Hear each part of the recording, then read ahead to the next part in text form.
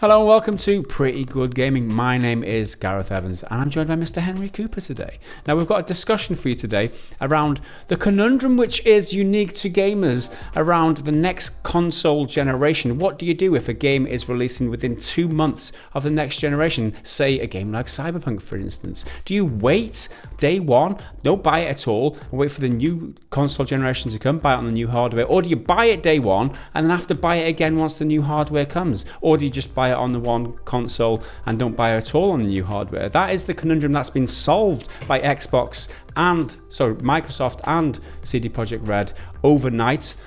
So we're going to discuss that. Also, we're going to discuss some questionable things that Phil Spencer's been saying around monetization in games, and also PlayStation fans, they're getting a bit impatient because they haven't had any news of their own around their own console. So first up, Henry, what did Microsoft announce, and detail it for us, please? Well, so it was a blog post posted by Phil Spencer himself titled "What You Can Expect from the Next Generation of Gaming." It's very, dramatic. And it's basically just them boasting about all their new hardware, and it's a bunch of different specs, which were some rumoured, some outright confirmed, but now it's all confirmed. So the first one up is their new custom processor, which they claim is using AMD's latest Zen 2 and RDNA 2 architectures, which means that it's going to have 4 times the processing power of the Xbox One. And it's also going to have 12 teraflops of GPU, so that's a whole lot of floppage on the Xbox One. 1.21 gigawatts. 1.21 teraflops, which is apparently 8 times the amount of the original Xbox One and twice the amount of the Xbox One X. It's only twice the amount. Apparently so. Apparently the you would have Xbox thought the One way X they're was talking 6 it up. whole teraflops, but now it's 12 teraflops. I mean, it's a lot of teraflops. Don't get me wrong. As a result of that, they're promising higher frame rates, larger, more sophisticated game worlds, and an immersive experience unlike anything seen in console gaming. Such a PR line. Yeah. Variable rate shading is the next one up, which is VRS, meaning that the games can prioritize special effects on characters or environmental objects rather than having to focus on every single pixel in the whole game world all at once. So it frees up a bunch more system resources and whatnot, allowing for more stable frame rates at higher resolutions and kind of just more stability and consistency. Then there's going to be the buzzword we hear all the time now, hardware accelerated DirectX ray tracing, and most of us kind of know what that is, and if you don't, it means that they can render realistic lighting effects like reflections that look more like they should in the real world, but also acoustics, and a lot of people seem to forget that ray tracing can be applied to sound, so it can pinpoint where sound's coming from in a more realistic way. SSD storage, so it's a solid state drive, and again frees up a lot more system resources, allows for bigger worlds in more detail, faster load times, but without load times, where the hell are all these devs going to put those annoying little tutorials that are only useful for the first 15 minutes? It's like, press A to jump. I know, I figured that out by myself, thanks. Then there's the new quick resume function, which is essentially pausing the game so you can pick it up where you left off, and apparently this is coming to multiple games, and it implies that you can have the quick resume function on multiple games at once. Yeah, like you can on the Switch, right? You just press the top button on the Switch, it goes off, you press the top button again, you're straight back into the game, but you can do that on multiple games on this, which is a nice touch. Yeah, exactly. Then there's the dynamic latency input, or DLI, which synchronizes the input immediately between your controller and the console, and basically just means more precise control inputs and just input lag's a bitch. Less lag. Then there's HDMI 2.1 innovation, so that's ALLM, or auto low latency mode, which allows for Xbox One and the Xbox Series X to automatically set the connected display to its lowest latency mode. Okay. Oh, that's a lot of jargon. And then VRR, which is a variable refresh rate. VRR synchronizes the display's refresh rate to the game's frame rate, maintaining smooth visuals without screen tearing, ensuring minimal lag and the most responsive gaming experience. So even when you're running at high frame rates, if you don't have the right refresh rate, you're not really going to see the most benefit of that. Sure. But now you will, in theory. 120 frames per second support, which is significantly higher than the 30 to 60 FPS that we currently get on most consoles. In fact, we rarely even get that high most of the time. Question mark over what resolution though, because it's a trade-off, right? Yep, exactly. Backwards compatibility, which has been a huge push for the Xbox One recently, and it's been kind of winning that race. Original Xbox, Xbox 360, and Xbox One games will all benefit from the higher performance of the Xbox Series X, and Game Pass will also be continuing, and all first-party Microsoft titles will launch on their day one. So a lot of all that stuff has been predicted before or has been outright confirmed, but this next bit is brand new and it's the most interesting bit, called Smart Delivery, and this allows for the easy transition of cross-generational titles releasing. So if you take Halo Infinite, which is coming out on the Xbox One and the Xbox Series X, if you buy that, the Xbox One version, you can upgrade to the Xbox Series X version when you buy that console for free. So you can, have the benefits of better frame rates, better resolution, better performance all across the board, completely for free. And that's supposed to be coming to all Microsoft first-party titles, as well as a handful of other third-party ones, but that's unconfirmed what's what, and it'll kind of be down to the publishers and developers to figure that out. Yeah, this is a problem, especially, last console generation was the worst. We had so many games releasing just before the new console generation comes. So you buy the game once, and then you have to buy it again in the new console generation. GTA 5 is one. Last of Us wasn't quite the same because that was the remastered version.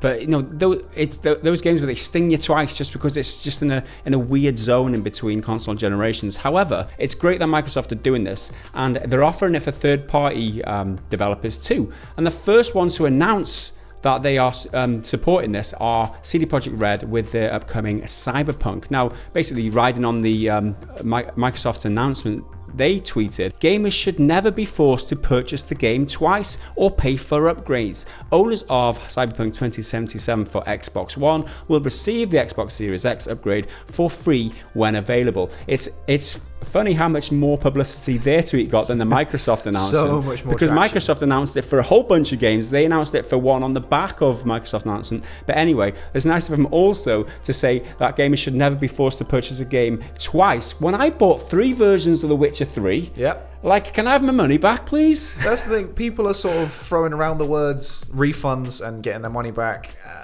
especially since the Switch version now has PC cross-save compatibility with the PC. So if you've just bought your Switch version, because you can now play your PC save on it, why can't I get my money back? So a guy tweeted in response to the Cyberpunk thing called Anthony Morgan saying, "Cool, so when can people that previously owned The Witcher 3 and recently bought the Switch version expect their refunds?" And then in another tweet he kind of goes on to explain that he's kind of joking. But it does pose a bit of an interesting question about whether this is the future of gaming or anything, because with Microsoft stuff, it's only going to be across Microsoft-owned platforms, i.e. the Xbox One and the Xbox Series X, and you shouldn't expect it to be across competing platforms. No, that's exactly right. Sony don't make any money if they're basically giving the software away for free at that point. If they're offering you a game just because you bought it on Xbox, they're not making any money for it. They wouldn't ever do that because obviously they get all the money for that. So in fact, it doesn't solve that problem.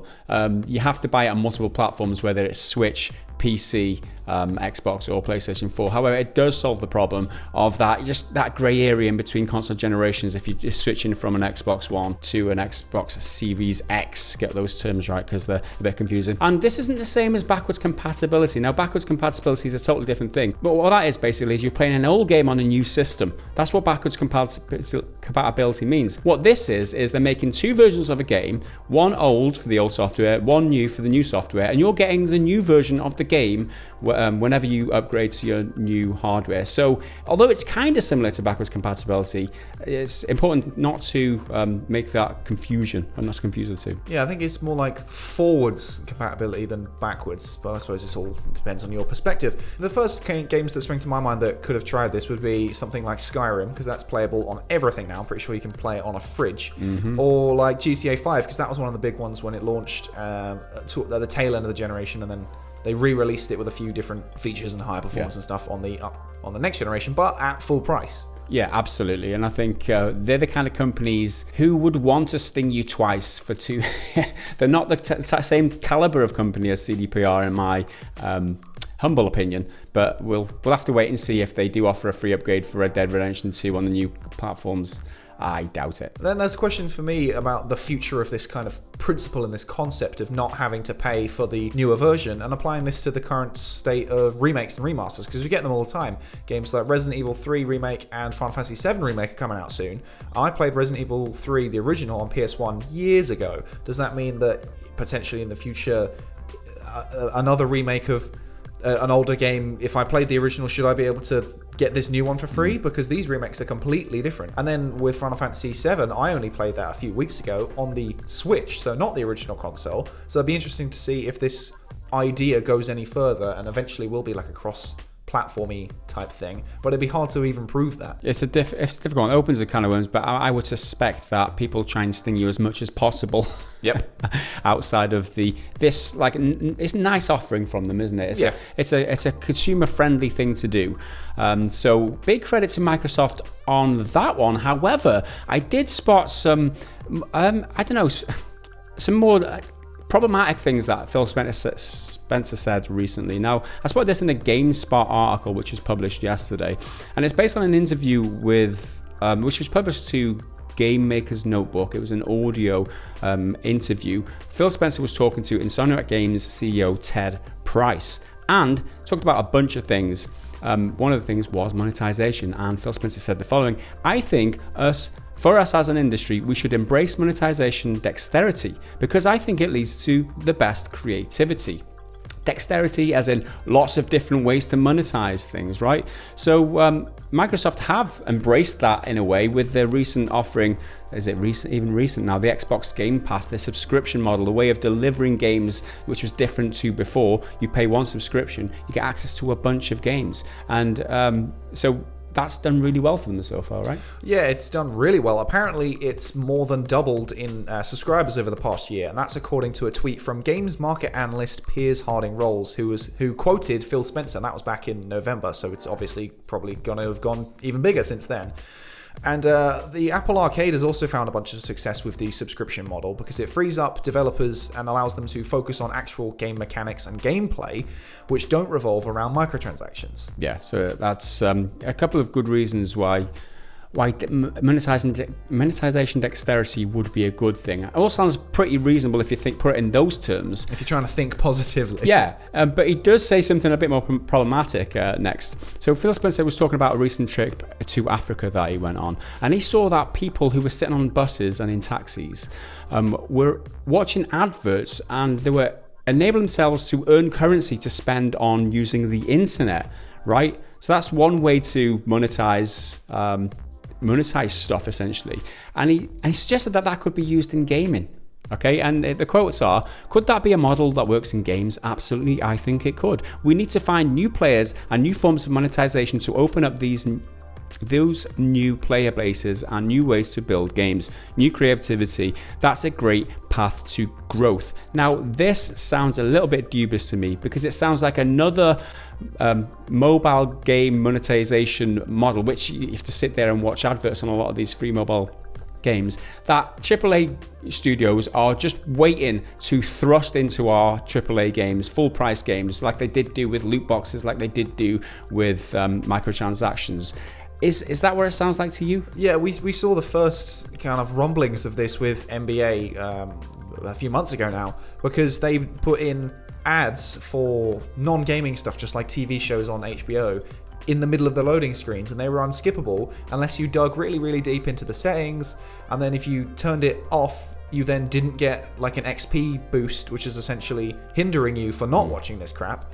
Yeah, it sounds like a road to hell, in my opinion, in terms of what the future might be for monetization of full-price games. I hope that Phil Spencer, for everybody's sake, does not pursue that any further. Just leave it where it is. And he might just be talking about third world countries like Africa and that, and to enable them to pay and play for games, be able to play them. Just give them more adverts. Maybe that's a route that might work for them. It definitely wouldn't work for me in my first world country. The developed world that is North World. If I'm willing to pay for a game, just give me a game without adverts, for God's sake. But anyway, on the back of all this news, some other fans were getting really upset, weren't they, Henry? Yeah, the future of Microsoft is a bit more secure, but the Sony fans and the future of PlayStation is still kind of up in the air, and they ain't happy about it. And they're kind of just being whiny as fuck. So in a tweet shared by Andre Seegers, he says, "Are PlayStation fans okay?" And then he quotes so it's like a mock-up of a state of play announcement type thing, and it says, "The state of patience. I'm so fucking tired of waiting. I've been waiting for forever. Please, Sony, Jim Ryan, end the suffering and give me what I want. The thirst of PlayStation 5 news is killing me. I need the hype. Please, I need to know how many of my PS4 library will run on next gen. I want to see the damn teraflops. Feed me, feed us, because my weakness is making me die inside, please. I think those first couple of lines, I'm so fucking tired of waiting. It's like a Harry Enfield, what's that? I've been waiting like forever. You know, like those, you don't know Harry Enfield. I know who Harry Enfield is. He's the Kevin and Perry guy. Kevin and Perry. I have no idea what you're on about. Yeah, that's what I'm talking about. Let us know in the comments. So yeah, the PlayStation fans are salty. Of course they are. If it was the other way around, Xbox fans would be salty. Console war is still alive and very much alive and well. But the PS5 reveal event was rumored to have been happening at the end of February, or at least sometime in February.